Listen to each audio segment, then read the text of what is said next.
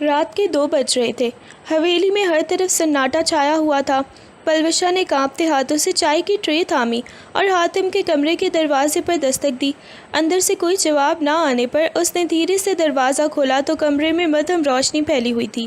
وہ دبے پاؤں اندر داخل ہوئی۔ حاتم کا بستر خالی تھا، شاید وہ ابھی تک نہیں آیا تھا۔ اس نے ٹرے میز پر رکھی اور ایک گہری سانس لی۔ دن بھر کی تھکن اس کے وجود پر حاوی تھی۔ میز پر رکھی ایک کتاب اس کی نظروں کو کھینچنے لگی۔ وہ کتاب کو دیکھ کر مسکرائی اور اسے اٹھا کر کرسی پر بیٹھ گئی۔ مطالعے میں اتنی مگن ہو گئی کہ اسے وقت کا احساس ہی نہ رہا۔ وہ کتاب سینے سے لگائے وہیں کرسی پر ہی نیم دراز ہو کر سو گئی۔ کمرے کی خاموشی اور چائے کی گرم بھاپ اس کے ارد گرد ایک پرسکون ماحول بنا رہی تھی۔ اسے ذرا بھی اندازہ نہیں تھا کہ آنے والے لمحے اس کی زندگی کا سکون ہمیشہ کے لیے چھین لیں گے۔ کتاب کے الفاظ پلوشا کی آنکھوں کے سامنے دھندلانے لگے تھے۔ وہ بار بار پلکیں جھپک کر خود کو بیدار رکھنے کی کوشش کر رہی تھی۔ ایک لمحے کے لیے اس نے سر کرسی کی پشت پر ٹکایا اور سکون کی ایک لمبی سانس لی، مگر تھکن نے جلد ہی اسے اپنی گرفت میں لے لیا۔ کتاب اس کے ہاتھوں سے آہستہ آہستہ نیچے سرکنے لگی اور پلوشا کی آنکھیں پوری طرح بند ہو گئیں۔ کمرے کی یخبستہ ہوا میں اس کی پرسکون سانسوں کی آواز گونج رہی تھی۔ وہ اپنی ہی دنیا سے بے خبر گہری نیند کی وادیوں میں اتر چکی تھی۔ میز پر رکھی چائے کی پیالی سے اٹھتی بھاپ اب ختم ہو رہی تھی اور کمرے کے دروازے پر کسی کے بھاری قدموں کی آہٹ دستک دے رہی تھی کہ تقدیر کا پہیہ اب پلٹنے والا تھا۔ دروازہ زور سے کھلا اور حاتم کمرے میں داخل ہوا۔ اس کا موڈ پہلے ہی کسی بات پر خراب تھا۔ جیسے ہی اس کی نظر کرسی پر سوئی ہوئی پلوشا پر پڑی، اس کے قدم وہیں ٹھہر گئے۔ پلوشا کے لباس کی یہ چنٹیں کچھ اس طرح بکھری ہوئی تھیں کہ اس کا بھرا ہوا اور نشیلی جسم واضح ہو رہا تھا۔ حاتم کی آنکھوں میں وحشت اور ہوس کی ایک عجیب سی چمک دوڑی۔ اس نے دروازہ اندر سے لاک کیا اور آہستہ آہستہ پلوشا کی طرف بڑھنے لگا۔ وہ سوئی ہوئی لڑکی کی معصومیت اور اس کی نسوانی کشش نے حاتم کے اندر کے درندے کو بیدار کر دیا تھا۔ اس کے ذہن میں اس لمحے صرف ایک ہی خیال تھا کہ آج یہ کھلونا اس کی دسترس میں ہے۔ اس نے پلوشا کے قریب آ کر جھکتے ہوئے اسے اپنی ہوس بھری نظروں سے ناپا اور اس کے لبوں پر ایک شیطانی مسکراہٹ ابھر آئی۔ حاتم کا ہاتھ آہستہ سے پلوشا کے لباس کی طرف بڑھا۔ اس کی انگلیاں اس کے جسم کی نازک ساخت کو ٹٹولنے لگیں۔ پلوشا بے خبری کی نیند میں تھی۔ اسے احساس تک نہیں تھا کہ کوئی اس کی عزت کے تقدس کو پامال کر رہا ہے۔ حاتم نے اپنی ہوس مٹانے کے لیے بے رحمی سے اس کے لباس کے پردے ہٹانے شروع کر دیے۔ اسے اس کی چیخ و پکار یا مزاحمت کا کوئی بھی ڈر نہیں تھا۔ وہ درندگی کے عالم میں اس کے جسم کے نشیب و فراز پر ہاتھ پھیر رہا تھا جیسے وہ کوئی بے جان چیز ہو۔ پلوشا کا جسم اس کے لمس سے ایک بار کانپا، مگر وہ گہری نیند کے سبب جاگ نہ سکی اور حاتم اپنی شیطانی حرکات میں مزید گم ہوتا چلا گیا۔ اس لمحے حاتم کے لیے پلوشا صرف ایک نوکرانی نہیں بلکہ ایک ایسی شکار تھی جس پر وہ اپنا غلیظ شوق پورا کرنا چاہتا تھا۔ اچانک ایک شدید کرب نے پلوشا کی نیند چھین لی۔ اسے ایسا محسوس ہوا جیسے کسی نے اس کے وجود کو نوچ ڈالا ہو۔ وہ بری طرح تڑپ کر اٹھی تو سامنے حاتم کو اپنے اتنے قریب دیکھ کر اس کا حلق خشک ہو گیا۔ اس نے نیچے کی طرف دیکھا تو اپنے لباس کی بکھری حالت اور حاتم کے ہاتھوں میں اپنی بے بسی کو دیکھ کر اس کا رنگ فک ہو گیا۔ اس کی آنکھیں پھٹی کی پھٹی رہ گئیں اور جسم میں سنسنی بھی دوڑ گئی۔ وہ فوراً ہی سمٹنے کی کوشش کرتے ہوئے پیچھے ہٹی، مگر حاتم کے مضبوط ہاتھوں نے اسے جکڑ رکھا تھا۔ اس کے منہ سے ایک بے اختیار چیخ نکلنا ہی چاہتی تھی کہ حاتم نے اپنا ہاتھ اس کے لبوں پر سختی سے رکھ دیا۔ خوف اور درد کے اس ملے جلے احساس نے اسے اندر سے توڑ کر رکھ دیا تھا۔ حاتم نے پلوشا کے لبوں پر رکھا اپنا ہاتھ مزید سختی سے کھینچا اور اپنی جھکی ہوئی نظریں اس کی ڈری ہوئی آنکھوں میں پیوست کر دیں۔ اس کی گرفت میں ایک وحشیانہ طاقت تھی جو پلوشا کو ہلنے تک کا موقع نہیں دے رہی تھی۔ حاتم نے سرگوشی کے انداز میں مگر ایک ایسی دھمکی آمیز آواز میں کہا، اگر ایک چیخ بھی تیرے منہ سے نکلی تو یاد رکھنا تیری زندگی کا چراغ اسی وقت بجھا دوں گا۔ یہ گھر میرا ہے، یہاں کے قانون بھی میرے ہیں اور تو یہاں صرف میری مرضی کی تابع ہے۔ خاموشی سے سب کچھ برداشت کر، ورنہ تیری اس چھوٹے سے وجود کا انجام بہت برا ہوگا۔ پلوشا کے آنسو اس کے ہاتھ پر گر رہے تھے، مگر حاتم کی آنکھوں میں ذرا برابر بھی رحم نہیں تھا، بلکہ اس کا خوف اسے مزید بے بس اور خاموش کرنے کے لیے کافی تھا۔ رات کی سیاہی جیسے ہی پلوشا کی تقدیر پر سایہ فگن ہو گئی تھی۔ حاتم کی درندگی کا طوفان پوری طرح تھمنے کا نام نہیں لے رہا تھا۔ پلوشا کا ہر آنسو، اس کی ہر سسکی اور اس کی ہر التجا حاتم کے لیے جیسے کوئی اہمیت ہی نہیں رکھتی تھی۔ وہ اسے ایک بے جان پتھر کی طرح اپنے قابو میں لیے اسے پامال کرتا رہا۔ کمرے کے اندر کا ماحول وحشت سے بھر چکا تھا۔ پلوشا کا نازک وجود اس جبر کو سہنے کے قابل نہیں تھا، مگر حاتم اپنی ہوس کی آگ میں اندھا ہو کر اس کی روح تک کو کرچی کرچی کر رہا تھا۔ جب بھی پلوشا ہمت کر کے مزاحمت کرنے کی کوشش کرتی، حاتم اسے مزید بے رحمی سے کچل دیتا۔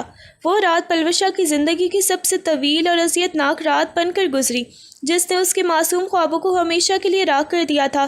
سورج کی پہلی کرنیں حویلی کے صحن میں اتری تو حاتم نے ایک بھیانک ڈرامے کا آغاز کر دیا۔ اس نے پلوشا کو دھکا دے کر فرش پر گرایا اور پورے گھر والوں کو پکار پکار کر جمع کر لیا۔ بکھرے بالوں اور پھٹے ہوئے لباس میں لرزتی ہوئی پلوشا کو دیکھ کر حاتم نے حقارت سے اس کی طرف اشارہ کیا اور جھوٹ کا ایک ایسا جال بنا کہ سننے والوں کے پیروں تلے سے زمین نکل گئی۔ اس نے ٹھٹائی سے کہا، یہ لڑکی رات کو میرے کمرے میں چوری کی نیت سے داخل ہوئی تھی، اور جب میں نے اسے رنگے ہاتھوں پکڑا تو یہ اپنی بدکاری پر اتر آئی ہے تاکہ مجھے بدنام کر سکے۔ پلوشا کی سسکیاں اور اس کی بے بسی بھری خاموشی کو حاتم نے اپنی چالاکی سے اس کا اقرار جرم ثابت کر دیا، اور اس وقت وہاں موجود کسی بھی شخص کے دل میں اس معصوم لڑکی کے لیے ذرا بھر بھی رحم نہ جاگا۔ پلوشا کے آنسوؤں کا سیلاب اس کے چہرے کو بھگو رہا تھا، مگر حویلی کے دروازے اس کے لیے ہمیشہ کے لیے بند کر دیے گئے تھے۔ حاتم نے اسے بازو سے پکڑ کر باہر کی طرف دھکا دیا۔ اس کی نظروں میں وہ حقارت تھی جس نے پلوشا کے وجود کو اندر سے ریزہ ریزہ کر دیا۔ وہ پھٹے ہوئے لباس میں بکھرے ہوئے بالوں کے ساتھ اس حویلی کی دہلیز پر گری تو گرد و غبار نے اس کے آنسوؤں کو مزید کرخناک بنا دیا۔ اسے نہ تو اپنا کوئی ٹھکانہ یاد تھا اور نہ ہی کوئی سہارا، بس اس کے دل میں ایک ہی خوف تھا کہ دنیا اب اسے کس نظر سے دیکھے گی۔ حویلی کا بھاری دروازہ اس کے پیچھے زور سے بند ہوا تو اس کی دھمک نے پلوشا کی زندگی کی امیدوں کو بھی تالا لگا دیا۔ وہ ہچکیاں لیتی ہوئی سڑک کی طرف چل پڑی، جہاں نہ کوئی منزل تھی اور نہ ہی کوئی پناہ گاہ۔ شہر کی بھیڑ بھاڑ اور اجنبی چہروں کے درمیان پلوشا ایک سایہ بن کر چلتی رہی۔ اس کا وجود خوف اور شرمندگی سے لرز رہا تھا۔ وہ چلتے چلتے ایک ایسے علاقے میں پہنچ گئی جہاں غربت اور ویرانی کا راج تھا، جہاں کی گلیوں میں کوئی بھی اسے پہچاننے والا نہیں تھا۔ تھکن سے چور ہو کر وہ ایک بوسیدہ سی کچی عمارت کے کونے میں دبک کر بیٹھ گئی، جہاں کی دیواروں پر لگی کائی اس کی تنہائی کی گواہ تھی۔ رات کا اندھیرا چھانے لگا تو سردی نے اسے مزید جکڑ لیا۔ وہ اپنے آپ کو سمیٹ کر بیٹھ گئی اور سوچنے لگی کہ اب اس کی زندگی کا کیا ہوگا۔ اس انجان شہر کی خاموش اور تاریک گلیوں میں پلوشا نے اپنی بکھری ہوئی عزت اور ٹوٹے ہوئے خوابوں کے ساتھ پہلی بار کسی اجنبی چھت کے نیچے پناہ لی تھی، جہاں اس کا واحد ساتھی صرف اس کا تنہا اور خوفزدہ دل تھا۔ کچھ ہفتے گزر گئے تھے، مگر پلوشا کو اپنے وجود میں ایک عجیب سی تبدیلی محسوس ہونے لگی۔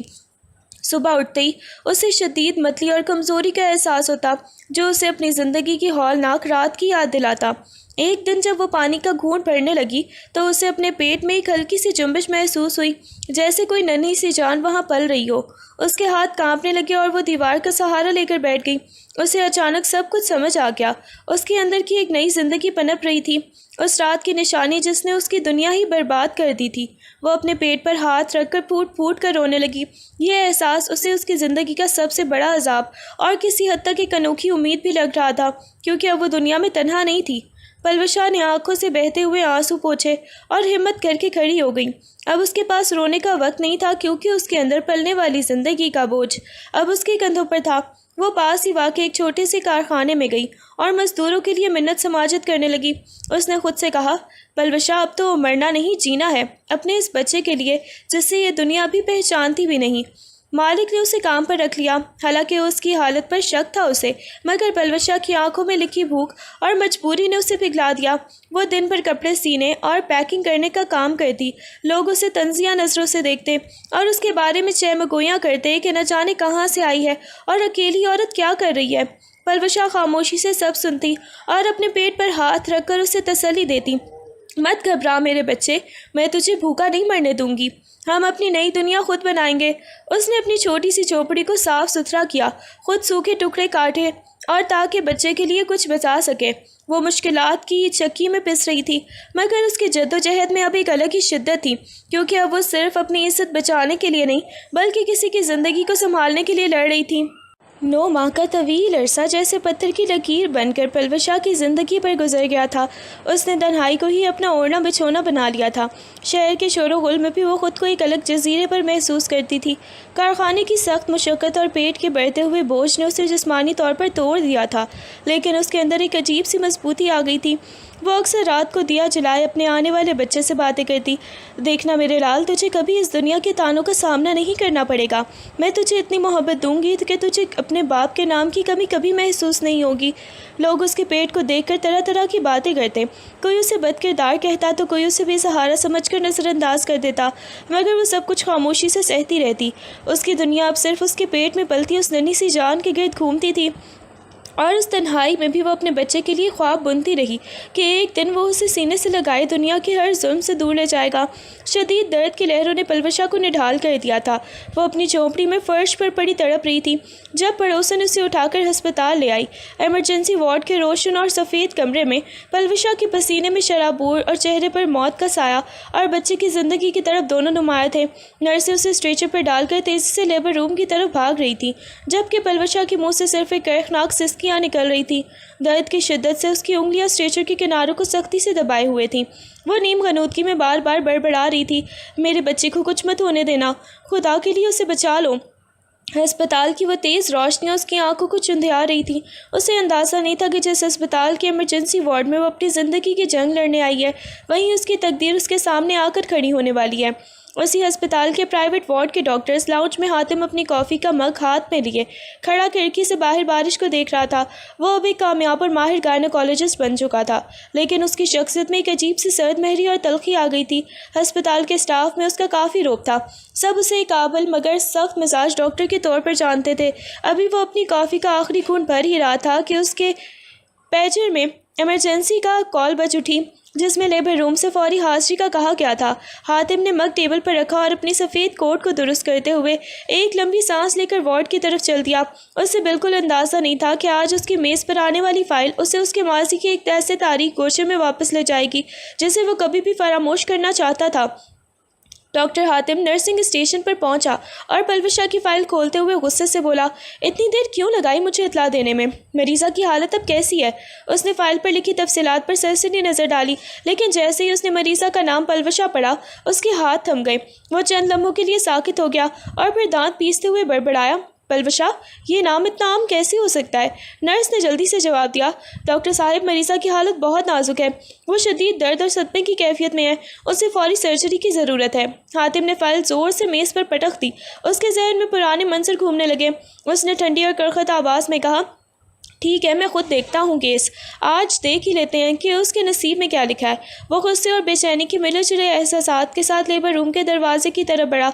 उसे बिल्कुल नहीं मालूम था कि जिस लड़की को वो अपनी ज़िंदगी से मिटा चुका था, वो आज उसके सामने इस हालत में होगी जहाँ उसकी ज़िंदगी उसके अपने हाथों में होगी। लेबर रूम का भारी दरवाज़ा खुला तो हातिम के पैरों तले से ज़मीन खिसक गई। कमरे में फैली अद्वियात की तेज़ बू और मशीनों की बीप बीप की आवाज़ के दरमियान वो बेड पर नीम बेहोशी के आलम में पड़ी थी। हातिम के कदम खुद ब खुद रुक गए। उसके दिल की धड़कन एक लम्हे के लिए थमी और फिर तेज़ी से सीने में धड़कने लगी। उसने मुड़कर देखा तो पलवशा की आंखें बंद थीं।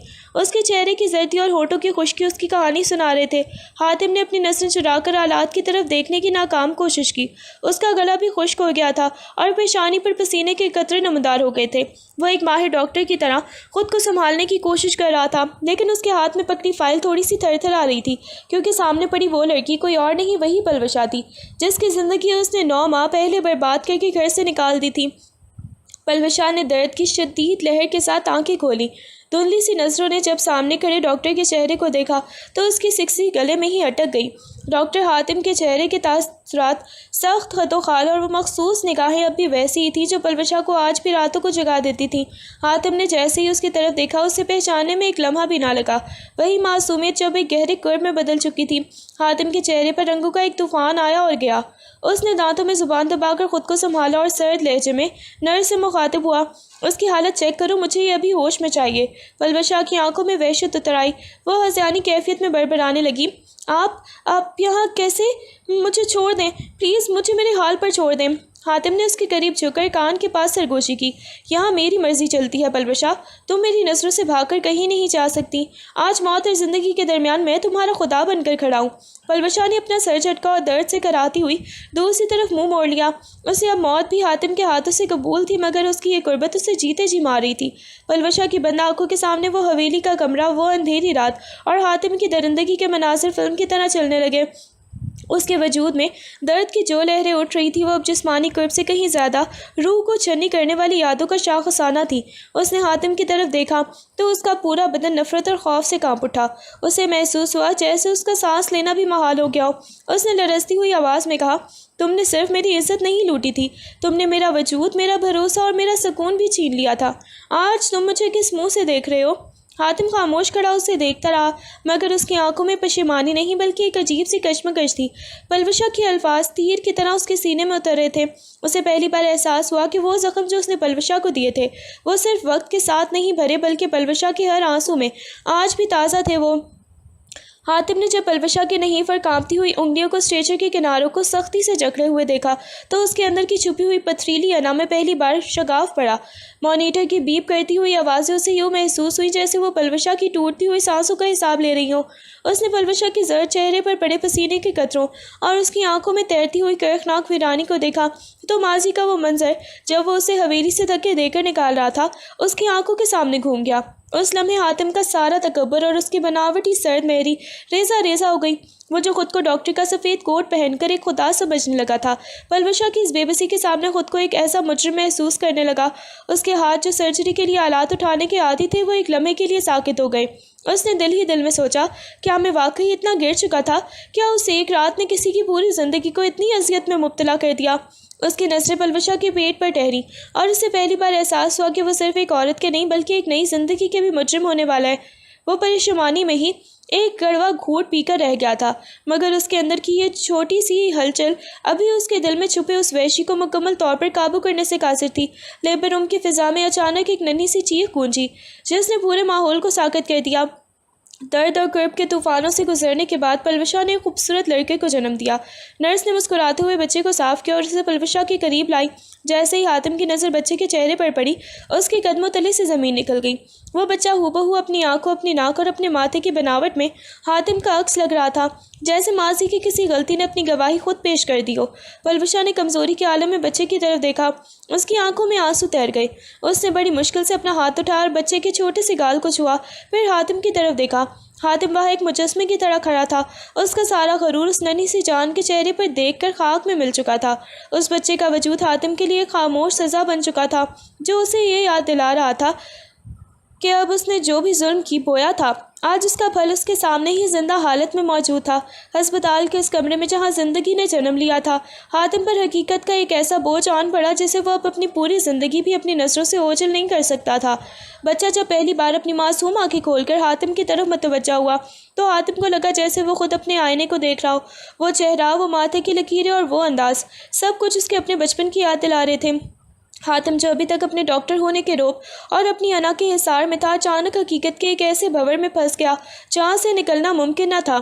اس نے کانپتے ہاتھوں سے اپنے سفید کوٹ کی جیب سے اسٹیتھوسکوپ نکالا، مگر اسے استعمال کرنے کی سکت نہ رہی۔ اس کے ذہن میں وہ دن اور وہ رات تیزی سے گھوم گئے جب اس نے پلوشا پر الزام لگایا تھا۔ اسے سمجھ آ گیا کہ یہ بچہ محض ایک اتفاق نہیں بلکہ قدرت کا وہ فیصلہ ہے جسے جھٹلانا اب ناممکن تھا۔ اس نے محسوس کیا کہ اس کے ہاتھ میں جو طب کا کام کرتے تھے آج ان کے ہاتھوں پر ایک معصوم روح کی ذمہ داری آ کر گر گئی تھی۔ حاتم کی آنکھوں میں پہلی بار آنسو نہیں بلکہ ایک خوفناک احساس سے ندامت کی لہر دوڑ گئی۔ اس نے دیوار کا سہارا لیا، اس کا دل زور سے دھڑک رہا تھا۔ یہ دھڑکن اس کی اپنی نہیں بلکہ اس بچے کی زندگی کی تھی۔ وہ سمجھ چکا تھا کہ اب وہ صرف ایک ڈاکٹر نہیں بلکہ ایک ایسا باپ ہے جس نے اپنے ہی وجود کو برسوں پہلے گھر سے نکال کر دربدر کر دیا تھا۔ حقیقت کا یہ ادراک اس کے لیے موت سے زیادہ تکلیف دہ تھا، کیونکہ اب اسے اپنے ہی کیے ہوئے گناہوں کا جواب اپنے ہی سامنے موجود اس ننھی سی شکل میں نظر آ رہا تھا۔ بچے کی پیدائش کے چند ہی لمحوں بعد لیبر روم کا سکون ایک ہنگامی صورتحال میں بدل گیا۔ پلوشا جو پہلے ہی 9 ماہ کی کی مسلسل جسمانی مشقت اور ذہنی صدمے کی وجہ سے نڈھال تھی۔ اچانک شدید خون ریزی، پوسٹ پارٹم ہیموریج کا شکار ہو گئی۔ مانیٹر کی بیپ کرتی ہوئی آوازیں ایک مسلسل الارم میں تبدیل ہو گئیں جو اسپتال کے عملے کے لیے خطرے کی گھنٹی تھی۔ نرسیں پریشانی میں ادھر ادھر بھاگنے لگیں۔ Doctor Hatim, B P, blood pressure تیزی سے گر رہا ہے، ہیموریج کنٹرول سے باہر ہو رہا ہے۔ حاتم جو ابھی تک بچے کے عکس میں ہی کھویا ہوا تھا، اچانک حقیقت کی دنیا میں واپس آیا۔ اس کا اندر کا انسان ایک لمحے کے لیے لرز گیا، لیکن ایک ماہر ڈاکٹر کی حیثیت سے اسے فوری طور پر اپنے اعصاب کو قابو میں کیا۔ اس نے تیزی سے آگے بڑھ کر پلوشا کی نبض چیک کی جو ڈوبتی ہوئی محسوس ہو رہی تھی۔ پلوشا کی آنکھیں نیم بند تھیں، اس کا چہرہ سپاٹ پڑ چکا تھا اور سانسیں بھی اکھڑ رہی تھیں۔ اس کی بے بسی اس وقت اپنے عروج پر تھی جب وہ لڑکھڑاتی ہوئی آواز میں صرف اتنا کہہ سکی، میرے بچے، اسے سنبھال لینا۔ حاتم نے دانت پیستے ہوئے اپنی ٹیم کو چیخ کر ہدایت دی، فوری طور پر آپریشن تھیٹر تیار کرو، بلڈ ٹرانسفیوژن شروع کرو، اس کی حالت نازک ہے۔ یہ لمحہ حاتم کی زندگی کا سب سے کٹھن امتحان بن گیا تھا۔ ایک طرف اس کی اپنی انا اور ماضی کے گناہ تھے اور دوسری طرف پلوشا کی زندگی کی ڈوری جو اس کے اپنے ہی ہاتھوں میں تھی۔ ہسپتال کی وہ تیز روشنیاں، مشینیں اور آلات اب سب اس کے خلاف کھڑے نظر آ رہے تھے، اور وہ جانتا تھا کہ اگر اس نے ایک لمحے کی بھی غفلت برتی تو وہ صرف پلوشا کو نہیں بلکہ اپنے جرم کے واحد گواہ کو بھی کھو دے گا۔ اس کی پیشانی پر پسینہ چمک رہا تھا اور وہ دل ہی دل میں اپنی تمام تر مہارت اور دعاؤں کے ساتھ پلوشا کو موت کے منہ سے واپس کھینچ لانے کے جدوجہد میں مصروف ہو گیا۔ آپریشن تھیٹر کی روشنیاں پلوشا کے بے جان چہرے پر پڑ رہی تھیں اور حاتم کے ہاتھوں میں پلوشا کی زندگی کی آخری ڈور تھی۔ وہ ایک ڈاکٹر کی حیثیت سے نہیں بلکہ ایک مجرم کی حیثیت سے لڑ رہا تھا جو اپنی ہی سزا بھگتنے کے لیے اپنی ہی شکار کو زندہ دیکھنا چاہتا تھا۔ اس کی انگلیاں مشین کی طرح حرکت کر رہی تھیں۔ خون بند کرو، پریشر مینٹین کرو، وہ غصے اور اضطراب کے ملے جلے لہجے میں اپنی ٹیم کو ہدایت دے رہا تھا۔ پلوشا کا بی پی مسلسل گر رہا تھا جیسے اس کی روح اس کے جسم سے رخصت ہونے کے لیے بے چین ہو۔ حاتم نے اپنی تمام تر میڈیکل مہارت کو ایک جگہ مجتمع کر لیا۔ اس نے ہر ممکن کوشش کی کہ وہ خون کا بہاؤ روکے۔ ہر ٹونک نے اس نے اتنی ہی نفاست سے لگایا جیسے وہ اپنے ضمیر کے زخموں کو سی رہا ہو۔ اس کے ماتھے سے پسینہ بہہ کر اس کی آنکھوں میں جا رہا تھا مگر اس نے پلک تک نہیں جھپکائی۔ وہ بار بار پلوشا کے چہرے کی طرف دیکھتا جو سفید پڑ چکا تھا اور پھر دل میں ایک عجیب سی دعا مانگتا، پلوشا مرنا مت، ابھی تمہیں میرے گناہوں کا حساب لینا ہے، ابھی تمہیں جینا ہے۔ وہ گھنٹوں آپریشن تھیٹر میں موت کے سامنے دیوار بن کر کھڑا رہا۔ اس نے اپنی زندگی کا سب سے مشکل آپریشن کیا جہاں اس کی مہارت کا امتحان نہیں تھا بلکہ اس کی ہمت اور توبہ کا امتحان تھا۔ جب آخرکار خون کا بہاؤ رک گیا اور مانیٹر پر نبض کی لکیریں ایک ترتیب میں آنے لگیں تو حاتم کے اندر سے ایک لمبی اور بھاری سانس نکلی۔ وہ بری طرح تھک چکا تھا، اس کے ہاتھ لرز رہے تھے مگر اسے سکون کا ایک جھونکا محسوس ہوا۔ اس نے پلوشا کو موت کے منہ سے کھینچ لیا تھا۔ اس نے سر اٹھا کر دیکھا، پلوشا اب بھی بے ہوش تھی مگر اب وہ زندہ تھی۔ حاتم جانتا تھا کہ یہ زندگی اسے تحفے میں ملی ہے اور اب اسے اس زندگی کا حق ادا کرنا ہوگا۔ کئی گھنٹوں کی طویل انتظار کے بعد آئی سی یو کی نیم تاریک اور پرسکون کمرے میں پلوشا کی پلکیں لرزیں۔ اس نے آہستہ سے آنکھیں کھولیں تو سامنے کا منظر اسے کسی ڈراؤنے خواب جیسا لگا۔ حاتم جو تھکن سے چور ایک کرسی پر بیٹھا اس کی طرف ہی دیکھ رہا تھا، پلوشا کو دیکھتے ہی سیدھا ہو گیا۔ پلوشا کی آنکھوں میں جیسے ہی حاتم کا عکس اترا اس کے وجود میں ایک لرزہ طاری ہو گیا۔ وہ بری طرح کانپ اٹھی اور بیڈ پر پیچھے ہٹنے کی کوشش کی مگر ڈرپ اور آلات نے اسے جکڑ رکھا تھا۔ اس کی سانسیں بے ترتیب ہو گئیں اور اس نے ہذیانی انداز میں بیڈ کے گرد اپنی گرفت سخت کر لی۔ تم یہاں کیا کر رہے ہو؟ اس کی آواز اتنی نحیف تھی کہ مشکل سے ہی سنائی دی مگر اس میں خوف کی شدت واضح تھی۔ مجھے چھوڑ دو، میرے بچے کو مجھ سے دور مت کرو۔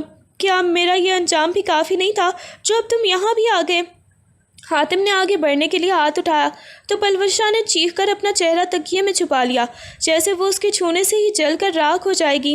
اس کے لیے حاتم کا پاس ہونا کسی مسیحا کا نہیں بلکہ اسی بھیانک ماضی کا تسلسل تھا جس نے اس کی زندگی ہی برباد کر دی تھی۔ حاتم کے لیے یہ لمحہ کسی سزا سے کم نہ تھا۔ وہ جس پلوشا کو بچا کر لایا تھا اس کی نظروں میں وہ اب بھی ایک درندہ ہی تھا۔ اس کی سرد مہری اور غرور پلوشا کے اس بے پناہ خوف کے سامنے مکمل طور پر شکست کھا چکے تھے۔ حاتم نے اپنی کرسی پیچھے دھکیلی اور آہستہ قدموں سے بیڈ کے پاس آ کر کھڑا ہو گیا۔ اس بار اس کی آواز میں وہ روب یا سختی نہیں تھی بلکہ ایک عجیب سی لرزش تھی جو شاید پہلی بار اس کے لہجے میں در آئی تھی۔ پلوشا، اس نے دبی ہوئی آواز میں پکارا، میں جانتا ہوں کہ میرے الفاظ اب تمہارے لیے کوئی بھی معنی نہیں رکھتے اور نہ ہی میرا یہاں ہونا بھی تمہیں کوئی سکون دے سکتا ہے، لیکن مجھے بولنے کا حق دو۔ پلوشا نے تکیے سے چہرہ ہٹائے بغیر اپنی آنکھیں بند کر لیں، جیسے وہ اس کی آواز بھی نہیں سننا چاہتی تھی۔ حاتم نے ایک گہری سانس لی اور اپنی نگاہیں نیچی کر لیں۔ اس رات جو میں نے کیا اس کی کوئی بھی معافی نہیں ہے۔ میں نے اپنی انا، اپنے خاندان کی ساکھ اور اپنی حماقت میں یہ بھی نہیں سوچا کہ تم کیا محسوس کر رہی ہوگی۔ میں نے تمہیں اس طرح دھتکارا جیسے تم میرا کوئی گناہ ہو، حالانکہ یہ گناہ تمہیں خود تھا۔ آج اس ہسپتال میں جب میں نے اس بچے کی شکل دیکھی تو مجھے لگا جیسے میں آئینے میں خود کو دیکھ رہا ہوں۔ قدرت نے مجھے میری اپنی غلطی کا ثبوت لا کر دکھا دیا ہے۔ اس نے اپنا ہاتھ ہوا میں بلند کیا اور پھر واپس نیچے گرا لیا، جیسے وہ پلوشا کو چھونے سے ڈرتا ہو۔ میں تم سے معافی نہیں مانگ رہا، کیونکہ میں جانتا ہوں کہ میں اس قابل نہیں ہوں۔ میں صرف یہ چاہتا ہوں کہ تم مجھے موقع دو، اس بچے کے لیے اور تمہاری اس زندگی کے لیے جسے میں نے برباد کیا تھا۔ میں اب وہ حاتم نہیں ہوں جو حویلی کے کمرے میں چیخ رہا تھا۔ اب میں صرف ایک انسان ہوں جس کے پاس تمہارا مجرم ہونے کے سوا کوئی بھی شناخت نہیں بچی۔ پلوشا کی آنکھوں سے آنسوؤں کی ایک لہر بہہ نکلی، لیکن اس نے کوئی جواب نہیں دیا۔ خاموشی کمرے میں گونج رہی تھی، ایک ایسی خاموشی جس میں پشیمانی کی تڑپ اور پرانے زخموں کا درد آپس میں گتھم گتھا ہو رہے تھے۔ حاتم خاموشی سے کھڑا رہا۔ اسے معلوم تھا کہ اس کے الفاظ پلوشا کے دل کے زخموں کو نہیں بھر سکتے، لیکن اس کے پاس اب سچائی کا اعتراف کرنے کے علاوہ کوئی بھی راستہ نہیں تھا۔ پلوشا نے اپنی نم آنکھوں کو کھولا اور حاتم کی طرف دیکھا۔ اس کی نظروں میں وہ تمام اذیتیں تھیں جو اس نے تنہائی میں کاٹی تھیں، اور ان میں اب نفرت کا ایک ایسا سمندر تھا جسے عبور کرنا بھی ناممکن تھا۔ اس نے کانپتی ہوئی آواز میں مگر لہجے کی سختی کے ساتھ کہا، حاتم، معافی اور پشیمانی ان لوگوں کے لیے ہوتی ہے جنہیں کبھی اپنوں کا پیار ملا ہو۔ تم نے تو میری وہ دنیا ہی اجاڑ دی جہاں میں سانس لیا کرتی تھی۔ اب تمہارے یہ الفاظ میرے لیے صرف زہر کی مانند ہیں۔ میری زندگی سے دور چلے جاؤ اور میرے بچے کی طرف اپنی یہ آلودہ نظریں اٹھانا بھی مت۔ میں مر جاؤں گی مگر اب کبھی بھی تمہارا سایہ بھی اپنے قریب برداشت نہیں کروں گی۔ پلوشا کی ان تلخ اور نفرت سے بھری ہوئی باتوں نے حاتم کو اندر تک ہلا کر رکھ دیا، لیکن اس کے اپنے دل میں ایک نیا عزم جنم لے چکا تھا۔ اس نے پلوشا کی طرف دیکھا، پھر اس ننھے سے وجود کی طرف جو پاس ہی پالنے میں سو رہا تھا۔ حاتم جانتا تھا کہ پلوشا اسے معاف نہیں کرے گی، لیکن وہ اب بھی خاموش تماشائی بن کر نہیں رہ سکتا تھا۔ وہ کمرے سے باہر نکلا، اس کے چہرے پر ایک عجیب سی سنجیدگی تھی۔ اس نے اپنے پرسنل وکیل کو فون ملایا اور ٹھوس لہجے میں کہا، مجھے ایک قانونی دستاویز تیار کروانی ہے جس میں میں اس بچے کو جو آج اس ہسپتال میں پیدا ہوا ہے اپنا قانونی وارث تسلیم کرنے کا اعلان کرتا ہوں۔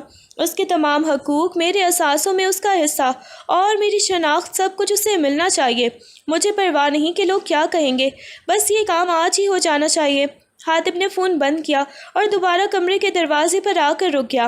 وہ جانتا تھا کہ پلوشا اسے اپنی زندگی سے نکال سکتی ہے، مگر وہ اس بچے کو اس کی قانونی پہچان سے محروم نہیں ہونے دے گی، چاہے اس کے لیے اسے پلوشا کی نفرت کو پوری زندگی ہی اپنے سینے پر ایک تمغے کی طرح کیوں نہ سجانا پڑے۔ پلوشا کو جلد ہی یہ تلخ حقیقت سمجھ آ گئی کہ اس کے پاس اب خود کو اور اپنے بچے کو سنبھالنے کے لیے کوئی بھی ٹھکانہ نہیں ہے، اور حاتم کی قانونی طاقت کے سامنے اس کی اکیلی جنگ بے معنی ہو کر رہ جائے گی۔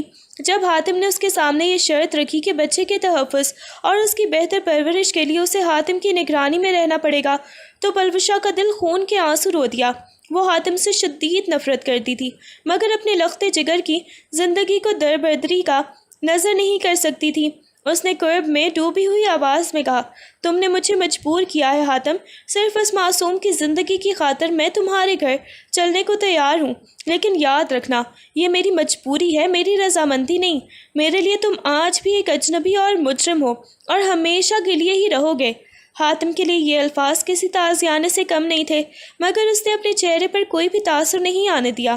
ہسپتال سے ڈسچارج کا وقت آیا تو حاتم نے اسے اپنے ہی عالیشان گھر میں منتقل کرنے کا فیصلہ کیا۔ راستے پر گاڑی میں ایک ہولناک خاموشی چھائی رہی۔ پلوشا پچھلی سیٹ پر بچے کو سینے سے لگائے کھڑکی سے باہر ویران راستوں کو دیکھتی رہی، جبکہ حاتم ڈرائیونگ سیٹ پر بیٹھا آئینے میں بار بار اسے دیکھتا رہا۔ جب وہ حاتم کی حویلی نما گھر کے گیٹ پر پہنچے تو پلوشا کا دل تیزی سے دھڑکنے لگا۔ وہی گھر، وہی دیواریں جہاں سے اسے کبھی ذلت کے ساتھ نکالا گیا تھا، آج اسے دروازے پر وہ ایک مجبور ماں کی حیثیت سے دوبارہ کھڑی تھی۔ حاتم نے گاڑی روکی اور دروازہ کھولتے ہوئے دھیمے لہجے میں کہا، یہ تمہارا ہی گھر ہے پلوشا، یہاں تمہیں کوئی بھی تکلیف نہیں ہوگی۔ میں اب تمہاری زندگی میں ایک سایہ بن کر نہیں بلکہ ایک محافظ بن کر رہوں گا۔ پلوشا نے کوئی جواب نہیں دیا، بس اپنے بچے کو مزید مضبوطی سے جکڑ لیا، جیسے وہ اس حویلی کی فضاؤں سے بھی اپنے بچے کو محفوظ رکھنا چاہتی ہو۔ حاتم کی حویلی اب پلوشا کے لیے ایک تلمساتی جیل بن چکی تھی۔ وہ اس وسیع و عریض گھر کے کمروں میں یوں گھومتی جیسے کسی نے اس کے پیروں میں بیڑیاں ڈال دی ہوں۔ اس کا ہر دن ایک ہی معمول کے گرد گھومتا، بچے کی دیکھ بھال، کھڑکی سے باہر تکتی ہوئی خالی آنکھیں اور حاتم کی آمد کا خوف۔